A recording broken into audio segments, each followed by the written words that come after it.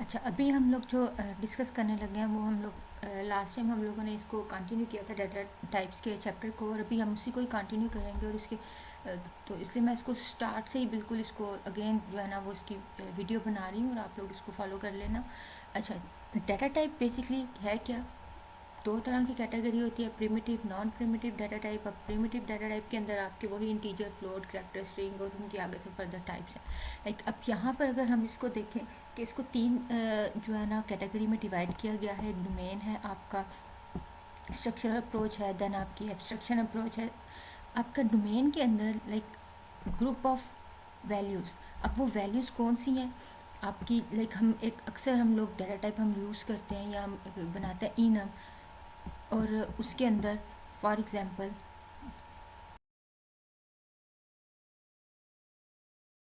अब मंथ जो है वो वेरिएबल कंसिडर कर लिया, और इसके अंदर जो है वो कौन कौन सी आ रही है मंथ में।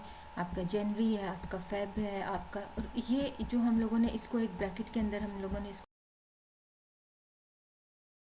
कलेक्ट कर लिया इन्फॉर्मेशन को, तो ये आपकी एक डोमेन कंसिडर होगी। लाइक इसी तरह आपका इंटीजर है, वो भी एक डोमेन है। उसके अंदर आपके फर्दर आपके नेचुरल नंबर्स आपके आ जाते हैं, आपके जो भी आपके पॉइंट के बगैर आप वैल्यूज़ आप स्टोर करते हो। अगेन यहाँ पर स्ट्रक्चर बेस में, स्ट्रक्चर अप्रोच के अंदर आपकी आपके records,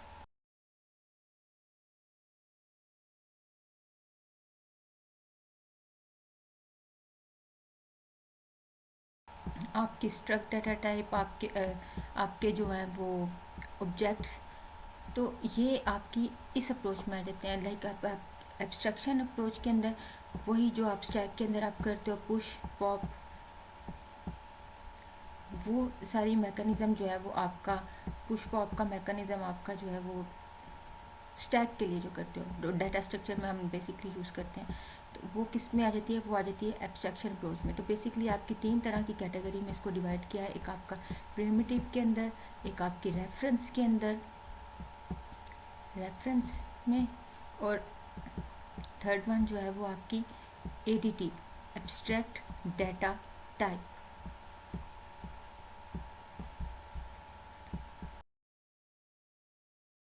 advantages of data type में आ जाता है कि सबसे पहले इम्प्लिसिट कॉन्टेक्स्ट। इम्प्लिसिट कॉन्टेक्स्ट का मतलब ये है कि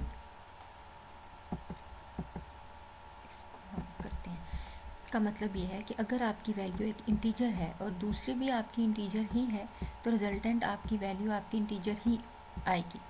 ठीक है, सेम टाइप की है तो सेम ही रिजल्ट आएगा। और अगर आपकी, और ये आपकी डाटा टाइप ये भी चेक करता है कि क्या ऑपरेशन मीनिंग लेस है कि नहीं है। लाइक अगर मीनिंग लेस से मुराद ये है कि अगर आपकी एक वैल्यू स्ट्रिंग टाइप की है, करैक्टर टाइप की, और दूसरी आपकी फ्लोट टाइप की, तो उस पर वो ऑपरेशन आपका मीनिंगलेस हो जाएगा। ठीक है, और उसके बाद बात आती है पॉलीमॉर्फिज्म की। और हमने पहले भी इस चीज़ को डिस्कस किया हुआ था कि पॉलीमॉर्फिज्म की दो तरह की टाइप्स होती है। एक आपकी पैरामीट्रिक पॉलीमॉर्फिज्म होता है, और दूसरा आपका सब पैरामीट्रिक पॉलीमॉर्फिज्म होता है। पैरामीट्रिक पॉलीमॉर्फिज्म में बेसिकली क्या आ जाती है कि आपके यूनिवर्सल टाइप की पॉलीमॉर्फिज्म करता है, और आप कभी भी इसको, किसी भी फंक्शन को किसी भी टाइम पे आप इनफाइनाइट नंबर उसको यूज़ कर सकते हो। लाइक फॉर एग्जांपल आपका आपका एक कोड है, एक आपका स्वैप है, और स्वैप के अंदर आपने जो वैल्यूज़ आप ले रहे हो, अब ए और बी, और इसका बेसिक जो कॉन्सेप्ट है वो वही है, सेम कॉन्सेप्ट है। और सेम कॉन्सेप्ट क्या है कि ए की वैल्यू को बी में, बी की वैल्यू को ए में, और वही सारा। ये बेसिकली मेरे पास जो है वो टूल यूज़ कर रही हूँ, तो उससे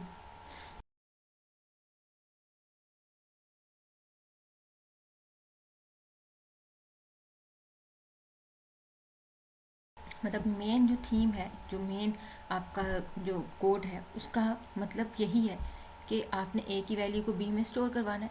अब वो वैल्यू आपकी इंटीजर हो, फ्लोट हो, वो दोनों के ऊपर ये ऑपरेशन परफॉर्म होगा। जो मेथड है ये दोनों वैल्यूज़ के लिए ओके है। अब अगर हम अगेन एक और एग्जांपल की अगर हम बात करें, तो उसमें आ जाता है आपका टेम्पलेट। और टेम्पलेट में अगर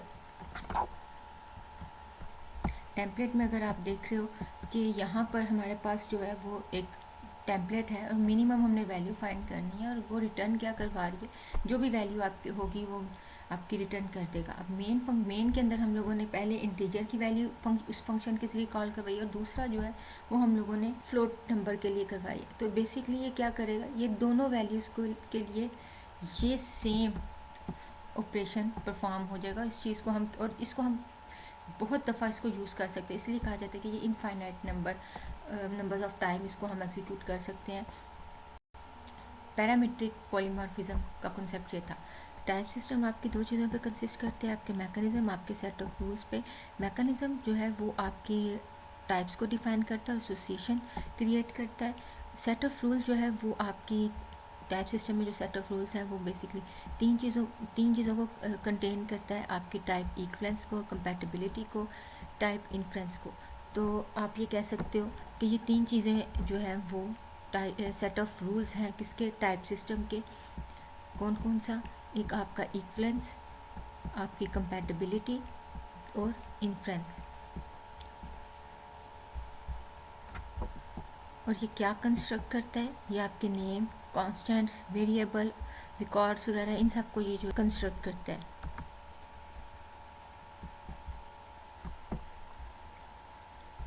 इक्वेंस में हमारे पास क्या आ जाता है, इक्वेंस में जहाँ पर आपकी दोनों वैल्यूज़ आपकी सेम हो, इंटीजर और आई है और इसके अंदर स्टोर भी आप इंटीजर ही करवा रहे हो। लाइक कंपैटिबिलिटी में आ जाता है, लाइक अगर आप डबल है आपकी वैल्यू, सॉरी डाटा टाइप आपकी डबल है और उसमें आप ये 3 स्टोर करवा रहे हो। इन्फ्रेंस के अंदर ये आपका कंपैटिबिलिटी है।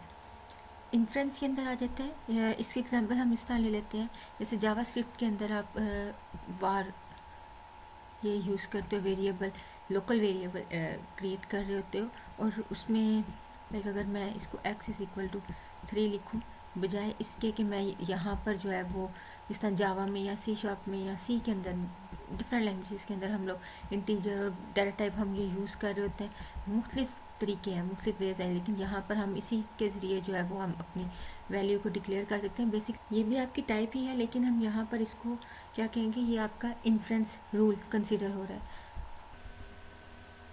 डाटा टाइप्स को आगे फर्दर कैटेगरी में डिवाइड किया गया है, strong type, static type, dynamic type, weak type.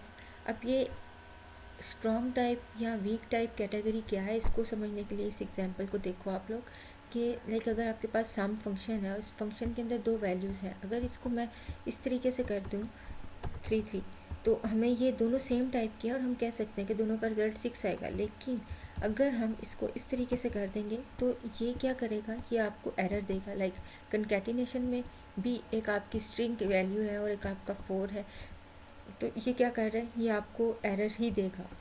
ठीक इस तरह के। और वीक टाइप के अंदर क्या होगा कि वो आपको एरर नहीं देगा, इस चीज़ को इग्नोर कर देगा और दोनों आपकी वैल्यूज़ जो है वो उसको वैसे ही एग्जीक्यूट करेगा जिस तरीके से आपने उसके अंदर लिखे हैं। यहाँ पर उसको कोई कंसर्न नहीं है कि यहाँ पे स्ट्रिंग है या इंटीजर है, उसने इसको इसी तरीके से वैल्यूएट कर देना आगे। और अगर हम स्ट्रॉन्ग टाइप की बात करें, मोस्टली अक्सर आप लोगों ने सी या लैंग्वेज के अंदर या सी शार्प लैंग्वेज के अंदर आप देखते हो, तो उसके अंदर क्या होता है, उसके अंदर ये होता है कि आपको पहले उसको कन्वर्ट करना पड़ता है कम्प्लिसिटली, उसको कास्टिंग, टाइप कास्टिंग उसकी करनी पड़ती है, देन उसके बाद उसको कन्वर्ट करना पड़ता है। ये स्ट्रिंग को अब हमने क्या किया, इसको हम लोगों ने 3 में कन्वर्ट कर देंगे। अब वो 3 में इंटीजर में कन्वर्ट करेगा, देन उसके बाद ही इसको 6 रिजल्ट देगा और यहाँ पर आपकी कंकैटिनेशन के बाद आपको 3 और 4 रिजल्ट देगा।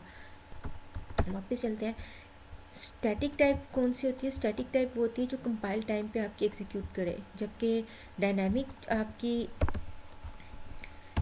आपकी जो है वो रन टाइम पे एग्जीक्यूट करती है। डाटा टाइप है इंटीजर ए एंड बी ये, और उसके बाद हम इसको यूज़ कर रहे हैं ए इज़ इक्वल टू 3 अब इसके अंदर हम लोगों ने जो वैल्यू दी ये आपकी क्या हो जाएगी, ये आपकी कंपाइल टाइम के ऊपर हम लोगों ने इसके वैल्यूज़ को इसके वेरिएबल्स को डिक्लेयर किया, उसकी टाइप के लिहाज से उसके अंदर वैल्यू रखवाई। डायनामिक के अंदर क्या होगा, यही चीज़ जो है वो रन टाइम पे डिसाइड करेगा कि इसको मैंने क्या देनी है। लाइक आपके पाइथन, आपका जावास्क्रिप्ट रन टाइम आपकी एग्जीक्यूशन करता है।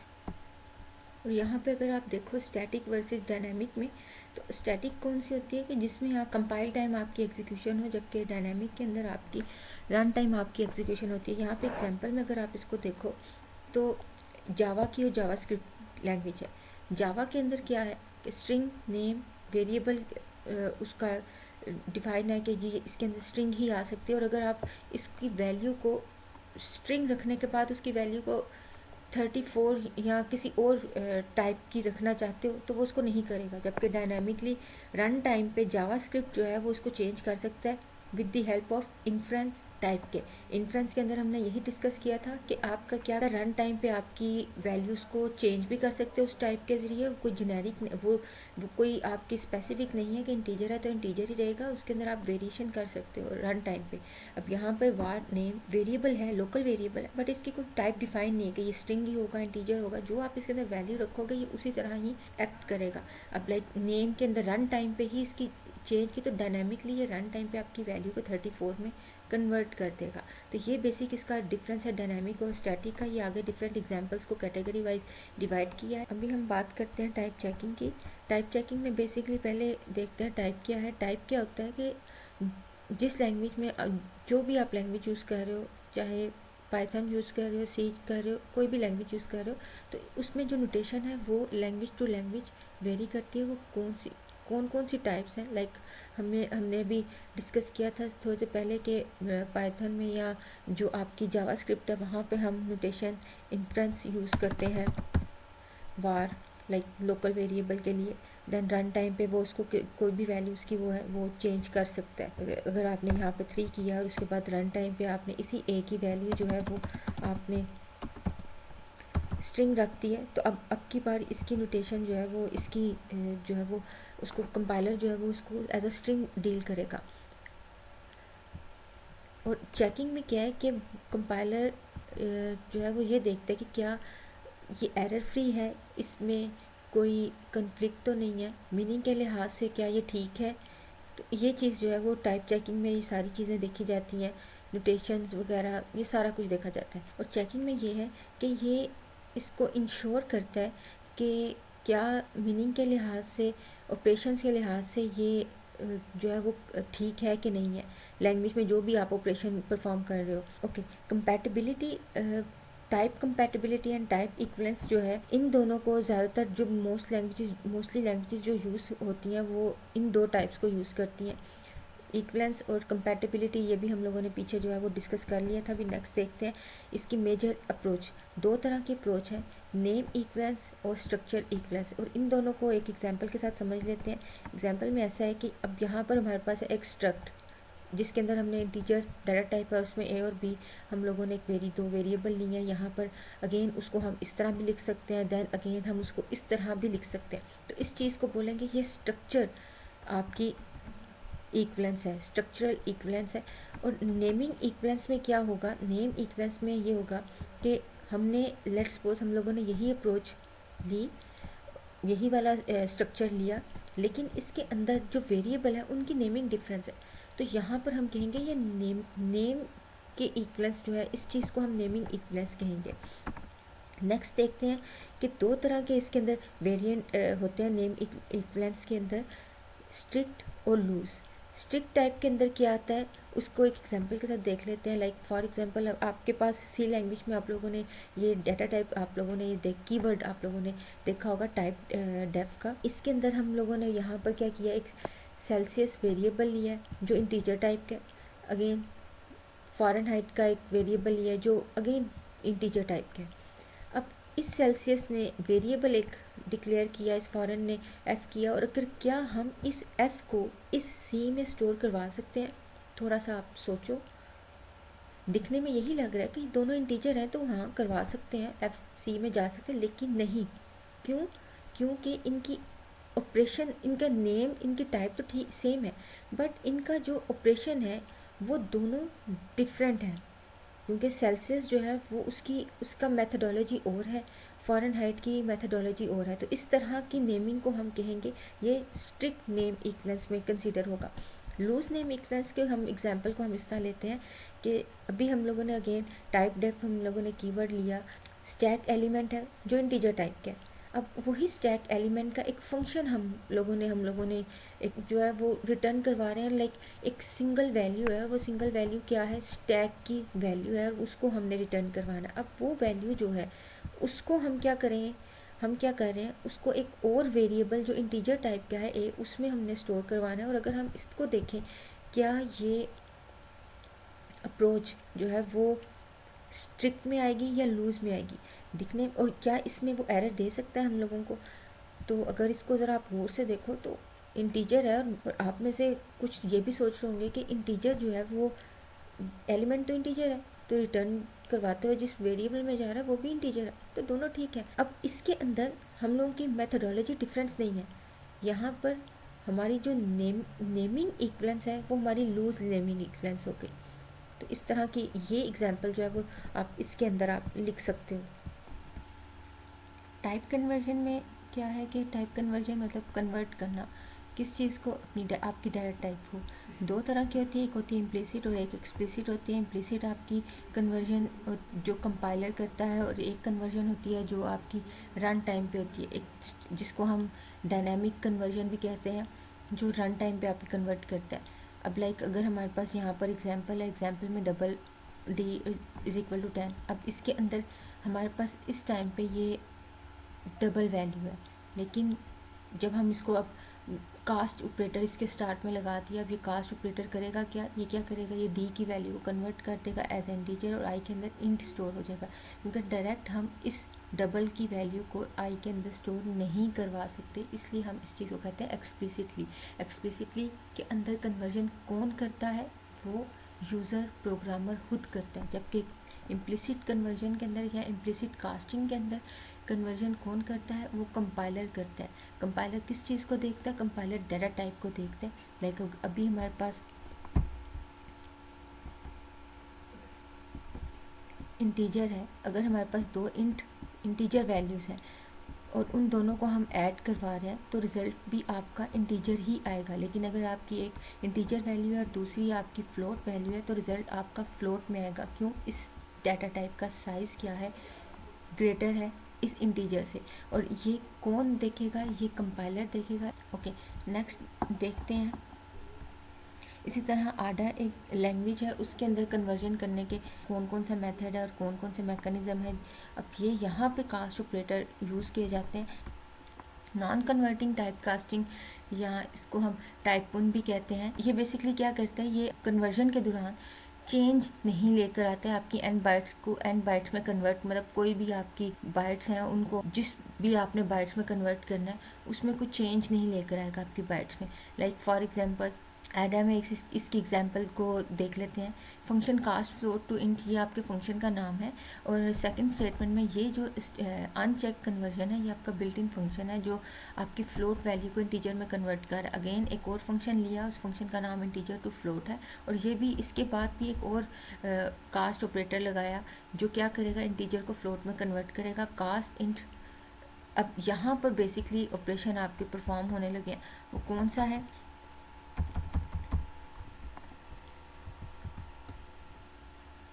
लाइक हमारे पास कास्ट इंटीजर टू फ्लोट के इंटीजर वैल्यू को फ्लोट में कन्वर्ट करना, ये जस्ट नेम है। अब यहाँ पर इसके अंदर जो आपकी वैल्यू होगी वो उसको क्या कर देगा, कन्वर्ट कर देगा किस में, फ्लोट में। अब f जो है आपकी फ्लोट वैल्यू हो गई है। अब यहाँ पर अगर आप देखो अगेन एक और फंक्शन जो है वो कॉल किया है, और उस फंक्शन में क्या कर रहा है, फ्लोट को इंटीजर में कन्वर्ट कर रहा है, और यहाँ पर अब f की वैल्यू इंटीजर में कन्वर्ट हो रही है, और जो कि अब स्टोर हो गई है n के अंदर। टाइप कंपैटिबिलिटी के अंदर हम लोग ये देखते हैं कि क्या आप जो वैल्यू वेरिएबल में स्टोर करवा रहे हो वो उस डाटा टाइप के कंपैटिबल है कि नहीं। फॉर एग्जांपल हम अगर इंटीजर एक वैल्यू इंटीजर डाटा टाइप के अंदर जो है हम लोग फ्लोट वैल्यू ले रहे हैं। अब यहाँ पे 3.5 जो है वो आपका फ्लोट नंबर है। अब क्या ये फ्लोट नंबर इस इंटीजर में स्टोर हो सकता है, या ये इसमें कन्वर्ट किया जा सकता है, इस वेरिएबल के अंदर हम स्टोर करवा सकते हैं, क्या ऐसा कुछ मैकेनिज़्म पॉसिबल है? तो इस चीज़ को देखने के लिए हमारे पास फर्दर आगे टाइप है जिसको हम लोग कहते हैं टाइप क्वेश्चन। अब ये टाइप क्वेश्चन के अंदर क्या है, ये भी बेसिकली क्या है कि ये आपकी कन्वर्ट करता है एक वैल्यू को दूसरी वैल्यू में, या एक वैल्यू की टाइप को दूसरी वैल्यू की टाइप में कन्वर्ट करता है। अब वो कन्वर्ट करने के दो तरह के मैकेनिज़्म हैं, एक वाइडनिंग, दूसरा नैरोइंग। वाइडनिंग के अंदर क्या है कि आपकी लोअर डाटा टाइप को हाई डाटा टाइप में कन्वर्ट करता है, और लाइक इंटीजर को फ्लोट में, इंटीजर को डेसिमल में। नैरोइंग में क्या होता है कि आपका हाई डाटा टाइप को लोअर डाटा टाइप में कन्वर्ट किया जाता है, जो कि पॉसिबल नहीं होता। उसमें आपकी डाटा लॉस होने का भी जो है वो आ जाता है, कि आपके बिट्स जो हैं वो आपके ज़ाया हो सकते हैं। अगेन ये सारा प्रोसेस आपका कहाँ पर होता है, ये आपका इम्प्लिसिट टाइप पे होता है आपका, और इम्प्लिसिटली जो है वो कंपाइलर करता है। ये यहाँ पर जो है वो डिफरेंस उसका दिखाया कि टाइप कास्टिंग का और टाइप क्वेश्चन का क्या डिफरेंस है। टाइप कास्टिंग एक्सप्लिसिटली परफॉर्म होता है और यूज़र करता है, और ये दो तरह से आप इसको परफॉर्म कर सकते हो, कंपाइल टाइम पे भी और रन टाइम पे भी। जबकि टाइप क्वेश्चन आपके इम्प्लिसिटली परफॉर्म होता है, और इसकी भी आगे से दो कैटेगरी, वाइडनिंग एंड नैरोइंग। और इसको आप टाइप कास्टिंग को थोड़ा अगर आपने एक्सप्लेन करके लिखना हुआ तो पीछे जो हम लोगों ने भी डेफिनेशन देखी थी उसको आप यूज़ कर सकते हो। Function overloading and creation. Function overloading में हम इसको यूज़ क्यों करते हैं? फंक्शन ओवरलोडिंग में हम इसको यूज़ इसलिए करते हैं क्योंकि basically function overloading the same type with different parameters. अब डिफरेंट पैरामीटर्स में आपके पास एक इंटीजर, एक फ्लोट भी आ सकता है। बाज़ औक़ात ऐसा भी हो सकता है कि वही सेम फंक्शन जो है वो डिफरेंट और तरह के पैरामीटर्स ले रहा है। इंटीजर इंटीजर भी ले सकता है, फ्लोट डबल ले सकता है। लाइक इसको अगर हम इस तरह देखें, फंक्शन इंटीजर और फ्लोट, फिर फंक्शन यहाँ पर हम फ्लोट और डबल कर देते हैं। अब नाम दोनों का सेम है बट पैरामीटर डिफरेंट है, तो इसलिए इस केस में इस चीज़ को हम कहेंगे फंक्शन ओवरलोडिंग। और फंक्शन ओवरलोडिंग भी आपकी कंपाइल टाइम पे ही एग्जीक्यूट होती है, जबकि क्वेश्चन भी आपकी कंपाइल टाइम पे ही होती है। दूसरा ये कि इसके अंदर जो पैरामीटर या आर्गूमेंट्स जो दिए जाते हैं वो भी डिफरेंट ही होते हैं, और डिफरेंट आर्गूमेंट्स को चेक करने के, उनकी कंपैटिबिलिटी को चेक करने के लिए हमें क्वेश्चन ही का सहारा लेना पड़ता है। तो इसलिए कहा जाता है कि क्वेश्चन कहाँ पे यूज़ होता है? फंक्शन ओवरलोडिंग के अंदर। स्ट्रक्चर एंड यूनियन, इसको हम एक एग्जांपल के साथ देखते हैं इनमें क्या डिफरेंस है। बेसिकली सिमिलर ही है बट इनमें डिफरेंस ये है कि मेमोरी लेआउट का डिफरेंस है। अब वो मेमोरी लेआउट का डिफरेंस किस तरह का है, अगर आप यहाँ पर देखो, स्ट्रक्चर में हमारे पास कुछ एलिमेंट्स हैं। एक करैक्टर जो है आपका 2 ले रहा है, ये आपका 4 ले रहा है इंटीजर, ये आपका 8 ले रहा है, जबकि ये आपका 1 ले रहा है। और अगर हम इसको ब्लॉक डायग्राम के अंदर इसको देखें तो उसके अंदर आप, ये आपका 4 है, ये आपकी वेस्ट है, ये भी आपकी वेस्ट हो चुकी है। तो मेमोरी जो है यहाँ पर स्ट्रक्चर के अंदर वेस्ट ज़्यादा होती है। फिर कुछ मशीन जो थी या कुछ कंपाइलर जो थे वो उन्होंने क्या किया कि मैकेनिज़्म निकाला कि हम एलिमेंट्स को पैक कर दें। जैसे पास्कल के अंदर जो है ये चीज़ इंट्रोड्यूस की गई। अब यहाँ पर अगर हम बात करें तो इसके अंदर अगर आप गौर से देखो, यहाँ ये आपकी 2, देन यहाँ पर आपकी जो 2 जो वेस्ट हो रही थी, यहाँ पर उसने इस 4 को जो है यहाँ पे 2 आधा यहाँ पर इसको उसने एलोकेट कर दिया। जबकि जो आपकी एटॉमिक वेट था, जो डबल डाटा टाइप थी, वो यहाँ पर आपकी 4, 2 एंड 2 पैक तो हो गई, लेकिन फिर भी यहाँ पर वेस्टेज एलिमेंट फिर भी रहे। लाइक यहाँ पर आपकी 2 और 2 इस तरह तो वो उसको पैक कर रहा है, बट ये 4, 8 का एलिमेंट या डबल एलिमेंट जो है डाटा टाइप का, वो उसको डील नहीं कर पा रहा। तो उसके लिए फिर जो है वो कुछ कंपाइलर्स ने क्या किया है, इंट्रोड्यूस करवाया कि मिनिमम आपकी वेस्टेज हो आपकी मेमोरी की, तो उसमें आप रीअरेंज कर दें। तो वो उन्होंने खुद से ही उन्होंने रीअरेंज मैकेनिज्म इंट्रोड्यूस करवाया। और रीअरेंज में मेटेलिक, अब यहाँ पे जो करैक्टर का नीचे था वो उस लास्ट में था एलिमेंट, वो उसने स्टार्ट पे कर दिया। अब लेकिन यहाँ पर भी फिर भी थोड़ा सा वेस्टेज एलिमेंट फिर भी बाकी रहा। तो यूनियन में मेमोरी के लिहाज से ये चीज़ जो है वो बेस्ट कंसिडर की जाती है कि उसमें आपकी मेमोरी आपकी वेस्ट नहीं होती। तो किस तरह उसको एक एग्जांपल के साथ देख लेते हैं।